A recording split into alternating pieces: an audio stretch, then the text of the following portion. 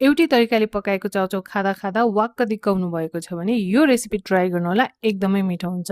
यसको लागि चाहिँ सबैभन्दा पहिला हामीले तातो पानी तताउन राख्ने र तातेको पानीमा राखिदिने चाउचाउलाई उमाल्न।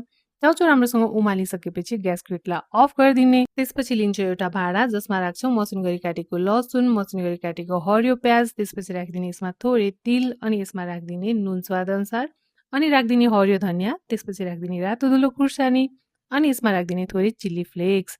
अब यसमा राखिदिन्छौँ चाउचाउ मसला।